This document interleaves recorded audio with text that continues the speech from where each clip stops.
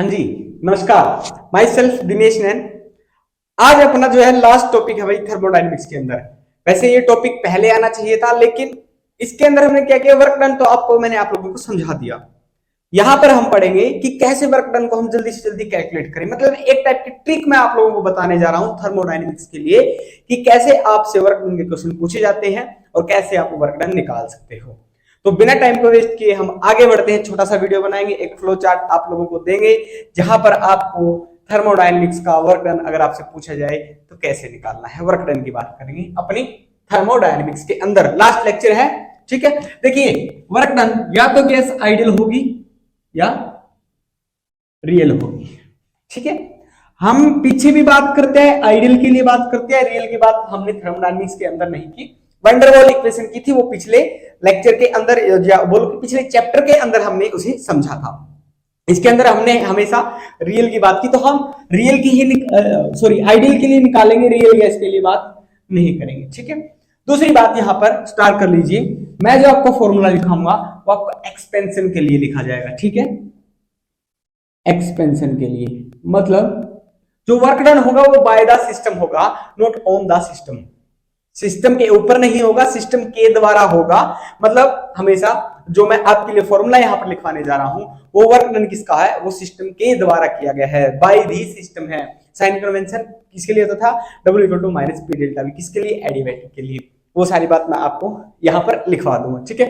अब देखिए, दो प्रोसेसेस की आपको बात करनी है, आइसोथर्मल की एंड एडियाबैटिक की। एडियाबैटिक,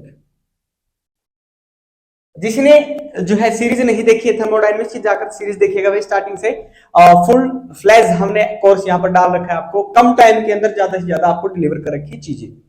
तो जाकर जरूर देखिएगा स्टार्टिंग से, बिल्कुल समझने के लिए चीजें, ठीक है। फॉर्मूले हमने ड्राइव करके, ये फॉर्मूले ताकि आसानी रहे, थर्मोडायनेमिक्स को दिमाग के अंदर रखने के लिए आसानी रहे, इसलिए मैं ये लेक्चर यहां पर डाल रहा हूं, लास्ट वाला, ओके। आइसोथर्मल, आइसोथर्मल का मतलब क्या है, टेम्परेचर कांस्टेंट रहेगा। और एडिबैटिक का मतलब क्या है, एडिबैटिक के अंदर जो हीट है वो चेंज नहीं होगा, जो सराउंडिंग और सिस्टम के बीच हीट चेंज जीरो रहेगा, वहां पर हीट जीरो आएगा। मतलब क्यों जीरो आएगा, डब्ल्यू क्या है, W is work done, W is work done, Q is heat, delta E is change in internal energy।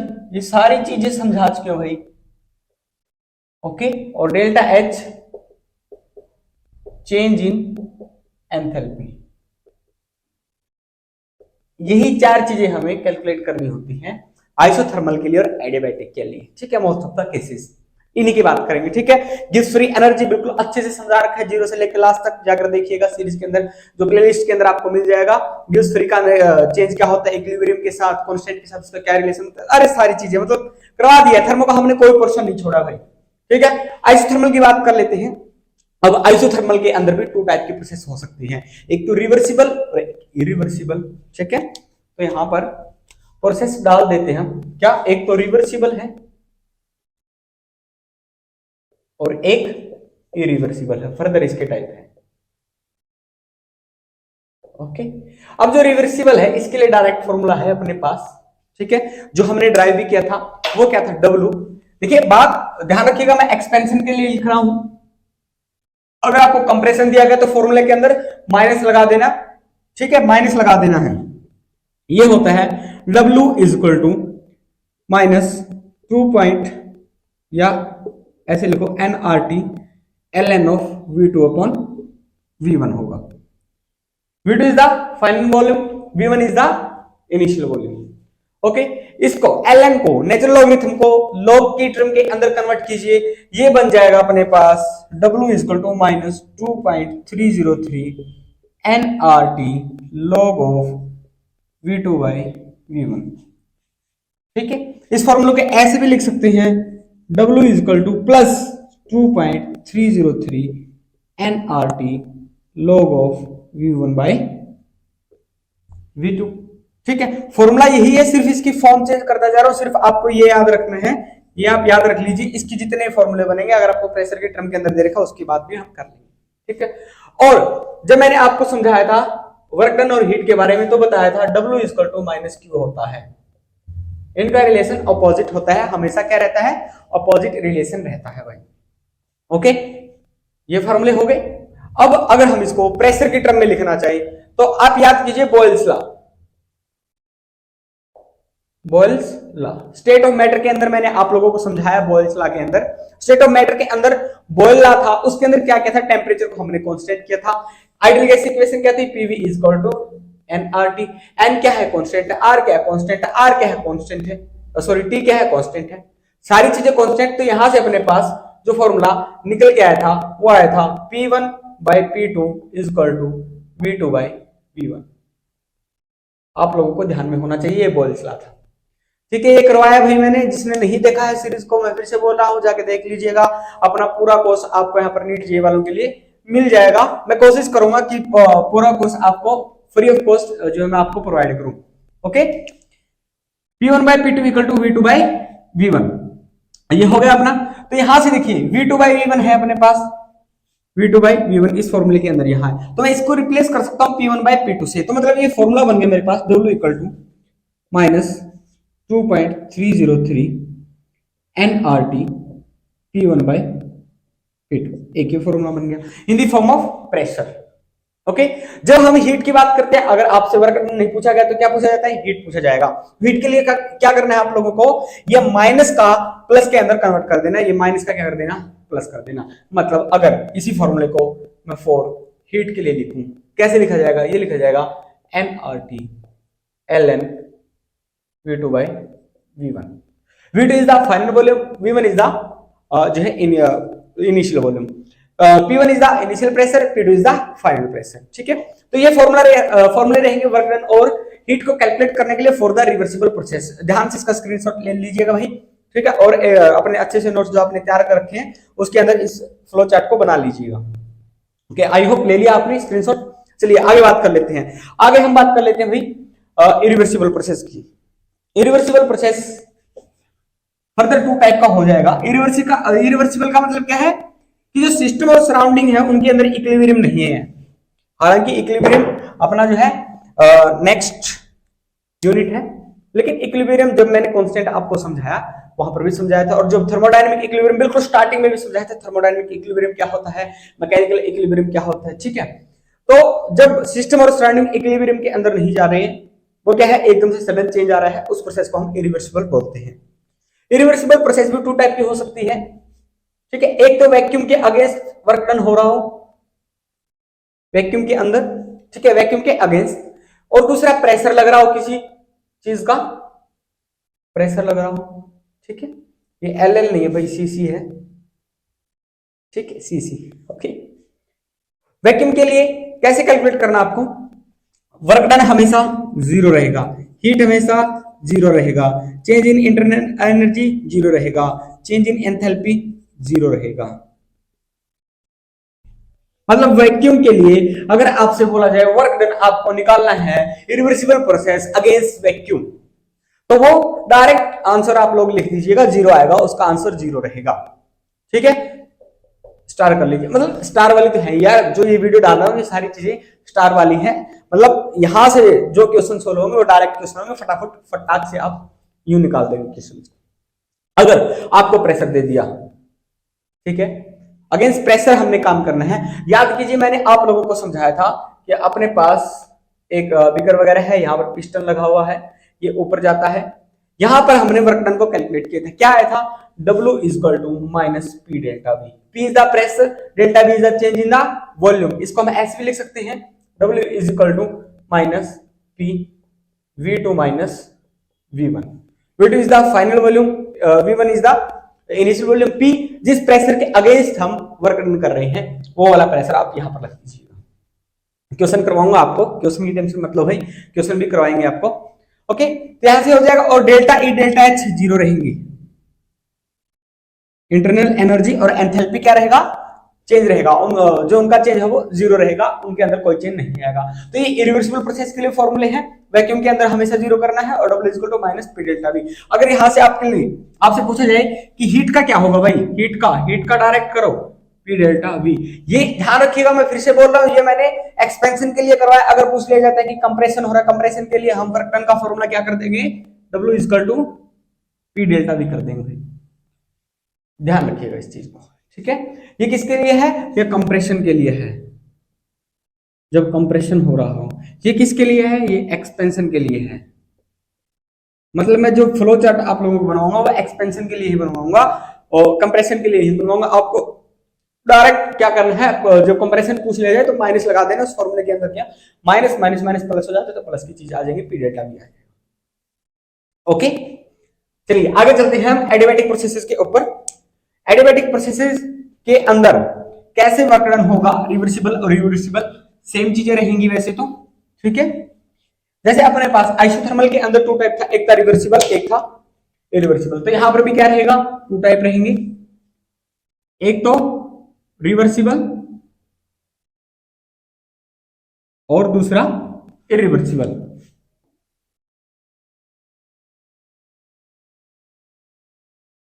दूसरा क्या है, इरिवर्सिबल रहेगा भाई, रिवर्सिबल एंड इरिवर्सिबल। अब इनके लिए फॉर्मूला क्या करना है आपको, देखिए एडियाबैटिक है क्या वो हमेशा जीरो रहेगा, रिवर्सिबल के लिए क्या इक्वल टू जीरो, ठीक है। इरिवर्सिबल के लिए भी क्या वो हमेशा जीरो रहेगा। इरिवर्सिबल भी फर्दर टू टाइप का होता है, वैक्यूम के लिए अगेंस्ट प्रेशर हो रहा हो, ठीक है। वैक्यूम के लिए सारी चीजें जीरो रहेंगी, क्यू भी जीरो है, डब्ल्यू भी जीरो है, चेंज इन इंटरनल एनर्जी भी जीरो है, चेंज इन एंथैल्पी भी जीरो है, ये जीरो रहेगा हमेशा ही, क्या रहेगा, ये हमेशा जीरो रहेगा। प्रेस अगेंस्ट प्रेशर की अभी बात करेंगे, पहले रिवर्सिबल का देख लीजिए आप, ठीक है।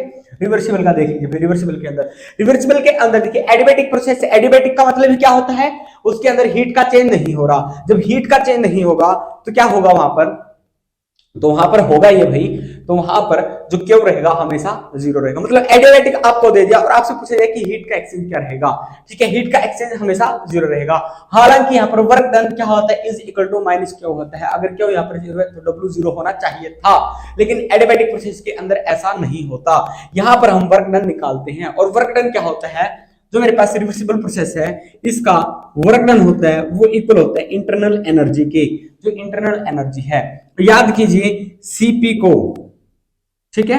सीपी के अंदर क्या किया था हमने, कांस्टेंट प्रेशर, सॉरी सीवी को याद कीजिए आप, सीवी को मैंने हीट कैपेसिटी आप लोगों को करवाई है, सीवी। सीवी क्या था, CV is equal to delta E upon T था, ठीक है, डेल्टा ई अपॉन टी था। यहां से हमने डेल्टा ई के लिए वैल्यू कैलकुलेट की थी, वो आई थी अपने पास सीवी इंटू डेल्टा टी आई थी।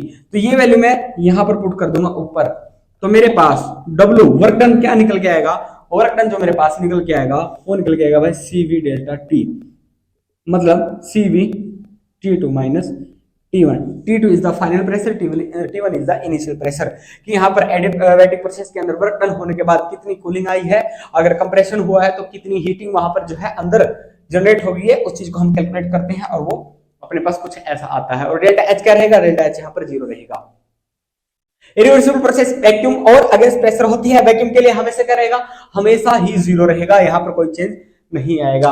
अगर अगेंस्ट प्रेशर हो रहा है, प्रोसेस तो अपने पास कौन सी है, एडियाबैटिक ही है, एडियाबैटिक है तो क्या रहेगा, जीरो रहेगा। क्या के अंदर तो चेंज नहीं आएगा, लेकिन वर्क डन होगा, वर्क डन क्या होगा, वर्क डन होगा एक्सपेंशन के लिए माइनस पी डेल्टा वी, क्या रहेगा, माइनस पी डेल्टा वी ही रहेगा अगेंस्ट जो है, अगर मैं बात कर लेता हूं एडियाबैटिक प्रोसेस के अंदर अगेंस्ट प्रेशर के अंदर, ठीक है।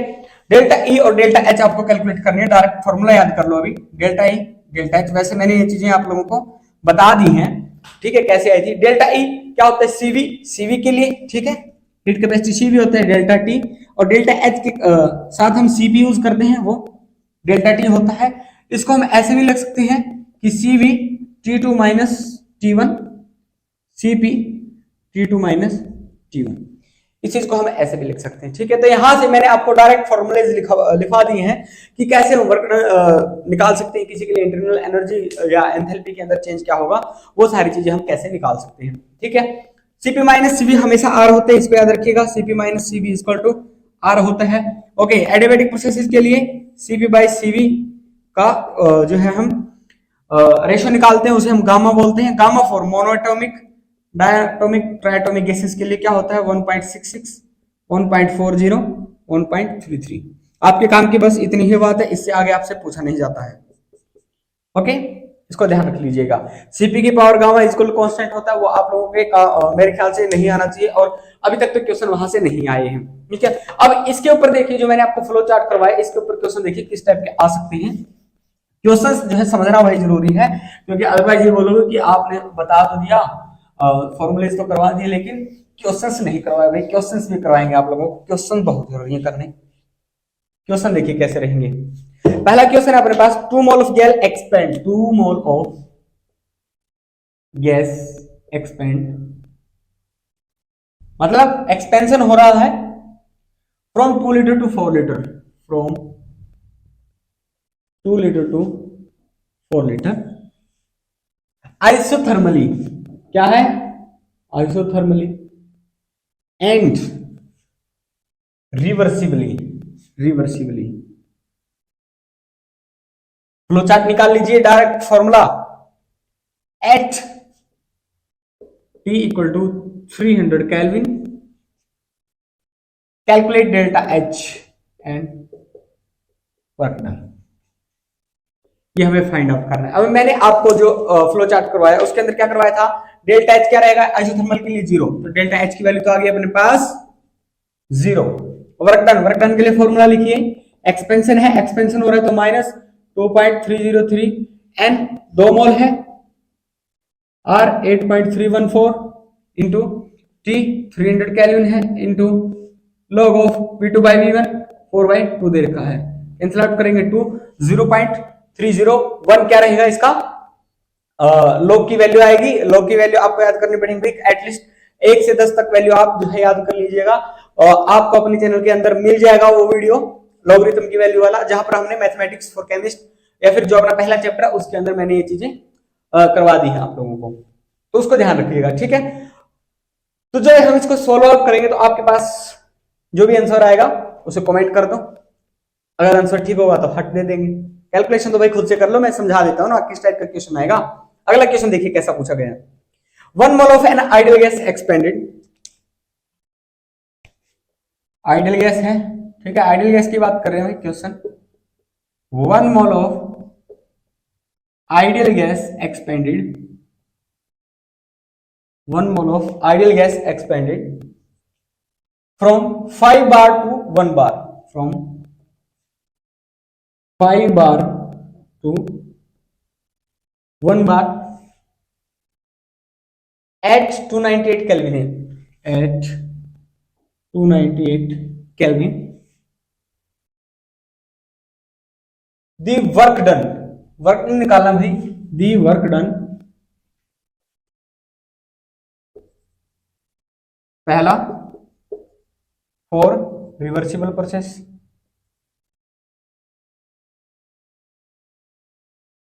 For expansion against, for expansion against a constant external pressure, external pressure 1 bar.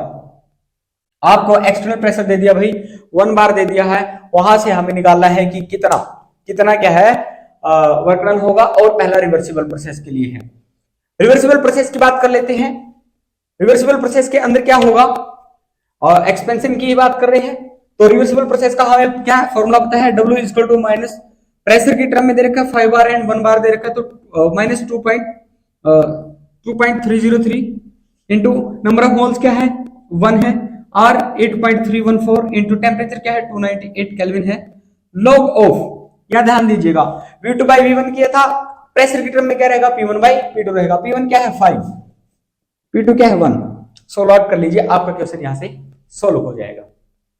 Okay, दूसरा देखिए, दूसरा क्या है, एक्सपेंशन अगेंस्ट प्रेशर, मतलब इरिवर्सिबल प्रोसेस है, इरिवर्सिबल है, इरिवर्सिबल। ओके, इरिवर्सिबल के लिए वर्क डन कैसे निकालते हैं, W equal to minus P delta V, अपने पास फाइनल वॉल्यूम और इनिशियल वॉल्यूम होना चाहिए, वहां से हम निकाल सकते हैं, लेकिन अपने पास क्या है वॉल्यूम यहां पर हमें नहीं दे रखा, तो वॉल्यूम नहीं दे रखा तो हम क्या करेंगे, चलिए अपने पास कहां चलते हैं, प्रेशर गिवन है, अपने पास प्रेशर गिवन है भाई, प्रेशर गिवन है तो हम क्या कर सकते हैं, हम कर सकते हैं यहां पर जो अपने पास गैस दे रखी है आइडियल गैस, ध्यान दीजिएगा क्वेश्चन बड़ा अच्छा है। आइडियल गैस होता है पीवी इक्वल टू एनआरटी। यहां पर हमें गैस की जरूरत पड़ेगी वॉल्यूम की जरूरत पड़ेगी minus P V2 minus V1। Constant pressure हमें दे रखा है कितना है, 1 बार होना चाहिए, तो यहां पर हम P की वैल्यू 1 बार डाल देंगे जो हमें एक्सटर्नल प्रेशर चाहिए था। ओके, V2 अब यहां पर क्या करना है, हमें वॉल्यूम के अंदर कन्वर्ट कर लीजिए। आप इसको कैसे करेंगे, V equal to NRT upon P, NRT upon P।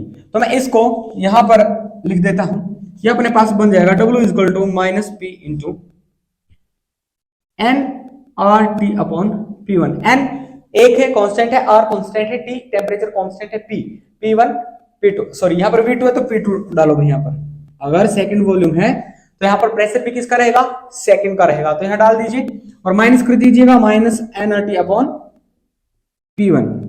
NRT common है, बाहर निकाल लीजिए, W equal to minus P NRT, अंदर बच गया P2 माइनस P1। सारी वैल्यू अब यहां पर अपने पास गिवन है।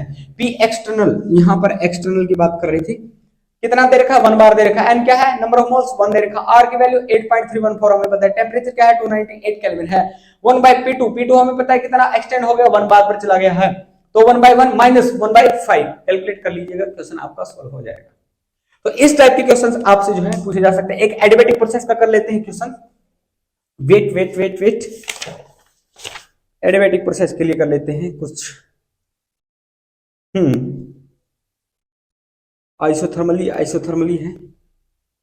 ओके, चलिए अब मुझे यहाँ पर एडिबेटिक का क्वेश्चन नहीं मिल रहा है। एडिबेटिक का क्वेश्चन हम जो अपनी सीरीज चली है क्वेश्चंस के अंदर, वहां पर कर लेंगे सॉल्व आउट, ठीक है। अभी मैंने आप लोगों को सिर्फ ये समझाना था, जो ड्रॉपर बैच के बच्चे हैं आई थिंक उनके लिए बहुत ज्यादा हेल्पफुल रहेगा, और जिन्होंने अभी +1 के अंदर या +2 के अंदर हुए हैं और अभी कंसेप्ट भी क्लियर नहीं है अच्छे से, तो अपने सीरीज जो स्टार्टिंग से जाके देख लीजिए, वही थर्मोडायनेमिक्स का मैंने आप लोगों को बहुत अच्छे से करवाया है। तो यहाँ पर अपना थर्मोडायनेमिक्स का लेक्चर कंप्लीट हो जाता है, और पैरेलल में हम अपनी एक सीरीज चला रहे हैं कंसेप्ट 5 के नाम से, जिसके अंदर हमने क्वेश्चंस अपने सोल्व करवा रखे हैं। हम डेली के 5 क्वेश्चंस वहां पर करेंगे, तो उसको जो है आप जरूर अटेंड करिएगा डेली के डेली। वहां पर जो आपको बहुत ज्यादा हेल्प मिलने वाली है कोई भी एग्जाम क्रैक करने के लिए। तो मिलते हैं हम अगले चैप्टर के अंदर। यहाँ पर अपना थर्मोडायनेमिक्स सारा कंप्लीट हो गया, A to Z मैंने चीजें आप लोगों को करवा दी है, छोड़ा यहाँ पर हमने एक पॉइंट भी नहीं है, ठीक है। अगर कुछ छूट गया हुआ तो कमेंट करके बता दीजिएगा, कभी अलग से वीडियो बना देंगे अगर कोई एक्स्ट्रा टॉपिक आप लोगों को चाहिए है। तो हम मिलते हैं अगले चैप्टर के अंदर जो इक्विलिब्रियम है। तब तक के लिए जय हिंद।